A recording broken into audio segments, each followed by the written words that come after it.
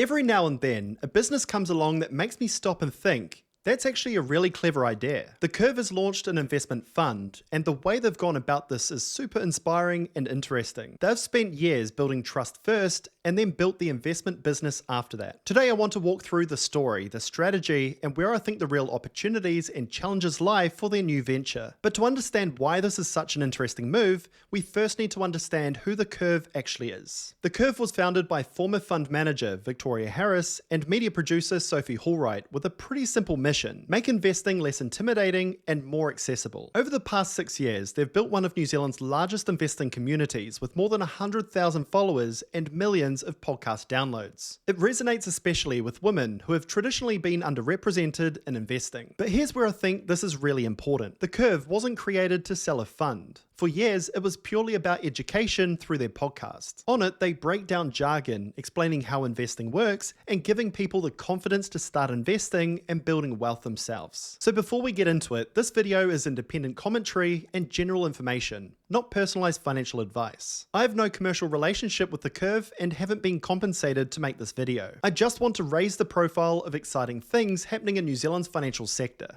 So why are they launching a fund at all? Before starting the Curve, Victoria Harris built her career in funds management, working at firms like Milford, Pi Funds, and Devon. So in many ways, this isn't a new career path for her. This is a return to where she started. The problem she saw wasn't that New Zealand lacked investment funds. There are already plenty of them. The problem was that for many people, especially women trying to invest for the first time, the industry could feel intimidating, confusing, and overwhelmingly male-dominated. For years, they focused on education through podcasts, courses, and social media. They taught people how investing works, how to think about risk, diversification, and long-term wealth creation. But education only takes people so far. And eventually people start asking, where do I actually put my money? That's the problem the Curve set out to solve by building their own fund, allowing their audience to invest directly with them. But they didn't build it in the obvious way. This is where the story gets really interesting. The fund isn't actually brand new. They actually acquired an existing one that already had the structures in place. Earlier this year, the Curve acquired the former Elevation Capital Global Shares Fund from Elevation Capital and rebranded it as the Curve Fund. Now, that might sound like a technical detail, but I actually think it's one of the smartest business decisions that they've made. Launching a regulated investment fund isn't like starting a new company. Sitting behind every managed fund is an enormous amount of infrastructure like regulatory licenses, supervisors, custodians, administrators, auditors, compliance systems.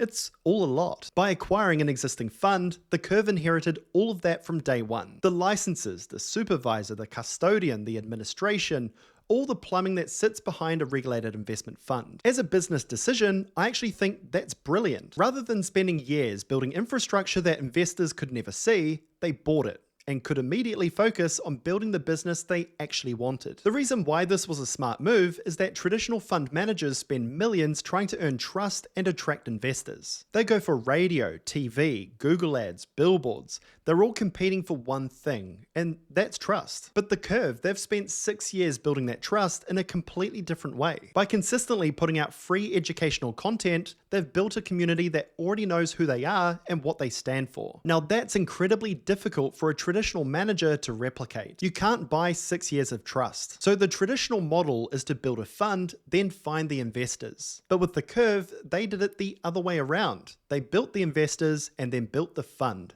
That's the difference. But at the end of the day, investors aren't buying a podcast. They're buying a managed fund. So let's move into talking about the fund and what people are investing in. The Curve Fund is, at its core, a value-oriented global equity fund. Its primary philosophy is to find businesses with strong long-term prospects that are trading below what they're actually worth, or their intrinsic value. Layered over that, the Curve says it will seek opportunities in businesses that are female-led, founder-led, and future-focused. Those don't seem to be hard requirements for every holding, but they're lenses they intend to favor when they fit the broader investment case. While index funds own a little bit of everything, this is an actively managed fund that picks specific companies that meet this investment philosophy. The fund's objective is to target an annual return of 10% over the long term, primarily through targeting capital growth. This is fairly typical of a fund that focuses on value. If you buy something for less than it's worth, your returns will come from its return to fair value. Its investment mandate allows for global equities and listed property, and prohibits the use of derivative products, leverage, short selling, and direct property. Moving on to the portfolio today, as of June 30th, the fund contains 71% equities and 29% cash. The target allocation is 90% global equities and 10% cash. So holding 29% cash is unusually high for a global equities fund. It gives them the flexibility if attractive opportunities emerge, although this can also drag on returns if markets continue rising. It's also important to acknowledge that Warren Buffett was building a cash war chest towards the end of his tenure as well. So one could argue they're following the lead of the Oracle himself. Today the fund holds a total of 27 stocks divided by theme. Primarily its focus is on technology, luxury goods, beauty and fashion, and alcohol sectors. These companies are mainly based in the United States, followed by France, Switzerland, and the United Kingdom, reflecting the lean towards European fashion, beauty, and luxury goods. When we look at other managed funds in the New Zealand market, this mix is fairly unique. The Curve mentioned that the fund isn't thematic in nature, but the portfolio that exists today is still fairly concentrated in just a few sectors. So investors should understand that this is not designed to behave like a broad global index fund, and could differ quite significantly from the wider market. Naturally, the next thing to evaluate when it comes to managed funds are the fees. Passive funds tracking an index generally sit between 0.03% and 0.6% in New Zealand, with Kernel, Simplicity, and Invest Now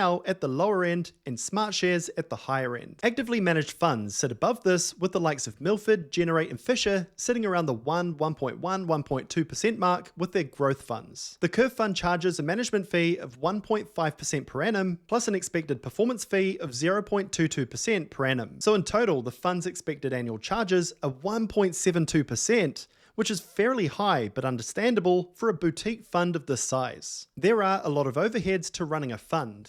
In last year's financial statements, the fund paid $50,000 in accounting, $11,000 in audit, $80,000 in compliance, $65,000 in general admin, $30,000 in IT.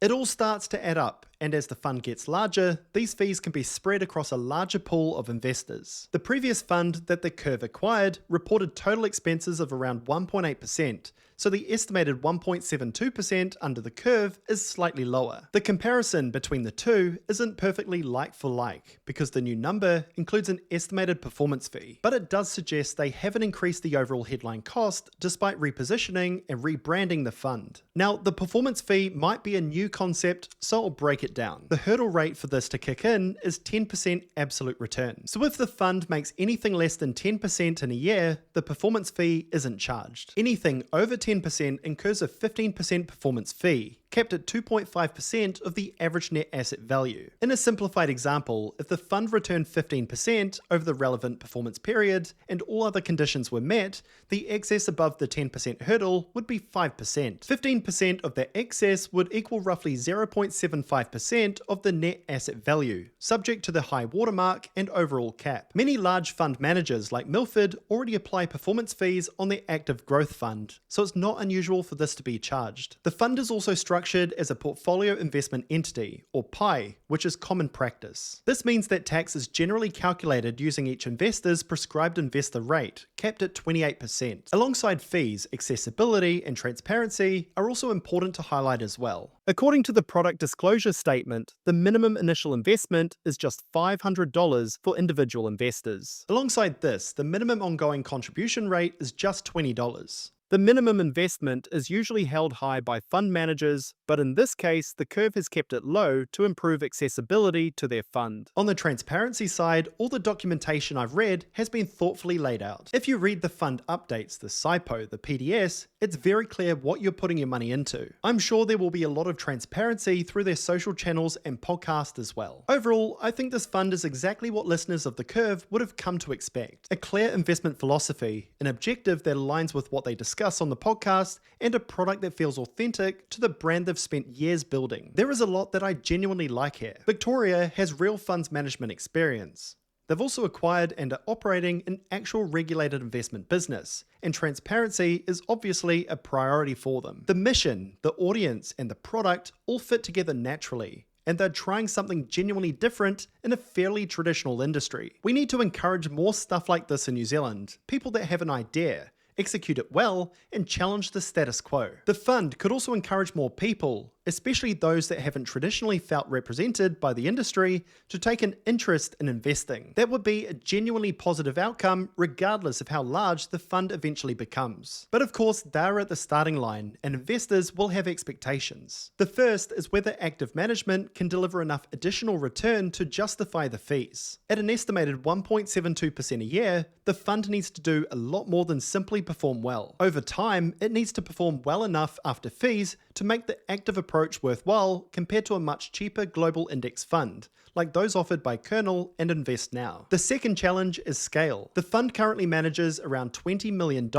and boutique funds have significant fixed costs. Fund management is largely a game of scale. The more assets you manage, the more you collect in fees. The Curve has a major advantage through its existing audience, but having followers and converting them into long-term investors are still two different things. Their stated goal is to grow the fund from around $20 million today to $50 million by the end of 2027. If they can do that, the fixed costs become easier to spread across a larger investor base. And finally, there's the investment strategy itself. The current portfolio is concentrated, holds a large amount of cash, and looks very different from the wider global market. That could become a strength if Victoria's investment decisions are right, but it also means returns could differ significantly from the benchmark in either direction. None of those are reasons to dismiss the fund. They're simply the questions that every new active manager eventually has to answer. My overall view is that the Curve has approached this in an intelligent and genuinely ambitious way. They've built the community first, acquired the infrastructure instead of starting from zero, and created a fund that closely reflects what their audience already values. Whether it becomes a great investment will take years to determine, but as a business strategy and as an attempt to bring a different audience into funds management, I think it's one of the most interesting new ventures we've seen in New Zealand finance for quite some time. So what's your thoughts? Let me know down below in the video comments. And if you're new around here, make sure to hit the like button and subscribe. Here on the channel, I've posted over 300 videos helping Kiwis and Aussies manage their money and grow their wealth. Follow along so you don't miss a future upload. I also post over on Instagram at Brent Coleman Investing, so make sure to follow me there as well. Thanks for watching, and I look forward to catching you on the next one. Cheers.